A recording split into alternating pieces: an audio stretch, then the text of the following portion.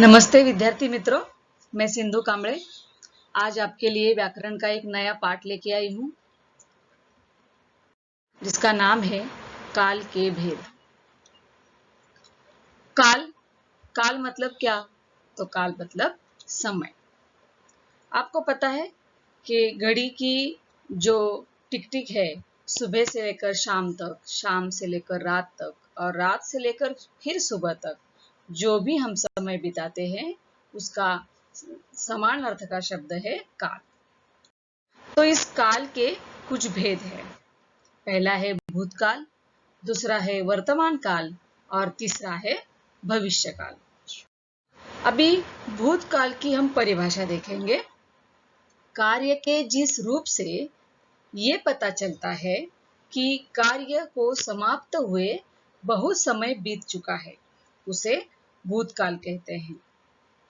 इसके भी तीन भेद है। पहला है सामान्य भूतकाल, दूसरा है अपूर्ण भूतकाल और तीसरा है पूर्ण भूतकाल। सामान्य रूप भूतकाल को कैसे पहचाने? तो जब क्रिया के अंत में आ या ई या ए लगा रहता है, इसमें था, थी, थे का प्रयोग नहीं होता है। उदाहरण के तौर पर कुछ उदाहरण देखेंगे हम। पहला, प्रमोद विद्यालय गया, यहाँ पे या का उपयोग हुआ है। दूसरा उदाहरण, मैंने किताब पढ़ी, यहाँ पे ई का उपयोग हुआ है। तीसरा उदाहरण, हमने प्राणी संग्रहालय देखा है, यहाँ पे ए का उपयोग किया गया है। दूसरा है अपूर्ण भूतकाल। तो अपूर्ण भूतकाल को कैसे पहचानेंगे? तो जब क्रिया के अंत में रहा था, रही थी, रहे थे लगा रहता है, इसमें था, थी, थे का प्रयोग किया जाता है। पहले हमने देखा था, थी, थे का प्रयोग नहीं किया जाता और अब जो है उपयोग किया जाता है। उदाहरण के तौर पर देखेंगे। पहला, प्रमोद विद्यालय जा रहा था। दूसरा उदाहरण, मैं किताब पढ़ रही थी। और तीसरा, हम प्राणी संग्रहालय देख रहे थे। यहाँ पे जो है क्रिया अपूर्ण है, पूर्ण नहीं हुई है, तो यहाँ पे रहा था, रही थी, रहे थे का प्रयोग होता है। आगे का है पूर्ण भूतकाल। अभी पूर्ण भूतकाल को कैसे पहचानेंगे? तो जब क्रिया के अंत में आ या ई या ए और इसमें था, थी, थे का प्रयोग होता है। हमने देखा है कि अपूर्ण भूतकाल में और पूर्ण भूतकाल में था, थी, थे का प्रयोग होता है। उदाहरण के तौर पर देखेंगे। पहला उदाहरण, प्रमोद विद्यालय गया था, यहाँ पे क्रिया पूर्ण हुई थी। दूसरा देखेंगे, मैंने किताब पढ़ी थी, किताब पढ़ के हुई थी। तीसरा उदाहरण देखेंगे, हम प्राणी संग्रहालय देखने गए थे, प्राणी संग्रहालय देख के हुआ है ना? तो यहाँ पे क्रिया पूर्ण हुई है। आगे का जो काल है वो है वर्तमान काल। इसकी भी परिभाषा देखेंगे हम। कार्य के जिस रूप से ये पता चलता है कि कार्य हो रहा है या चल रहा है उसे वर्तमान काल कहते हैं। इसके भी तीन भेद है। पहला है सामान्य वर्तमान काल, दूसरा है अपूर्ण वर्तमान काल और तीसरा है पूर्ण वर्तमान काल। तो सामान्य वर्तमान को कैसे पहचानेंगे?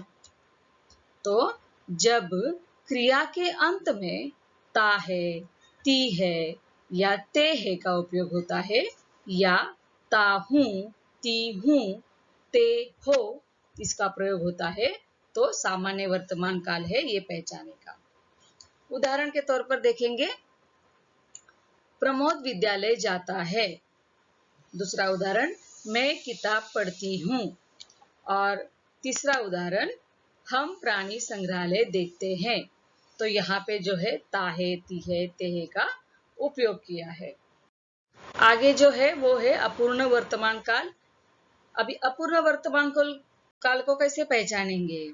तो जब क्रिया के अंत में रहा हूं, रही हूं, रहा है, रही है, रहे हो, इस शब्दों का उपयोग होता है तो वहां पे अपूर्ण वर्तमान काल है। उदाहरण देखेंगे इसके। पहला है प्रमोद विद्यालय जा रहा है, क्रिया अभी चल रही है। मैं किताब पढ़ रही हूँ, किताब पढ़ के पूरी हुई है क्या? नहीं, पढ़ रही हूँ। तीसरा है हम प्राणी संग्रहालय देख रहे हैं, क्रिया चल रही है। आगे देखें पूर्ण वर्तमान काल। तो पूर्ण वर्तमान काल को कैसे पहचानेंगे?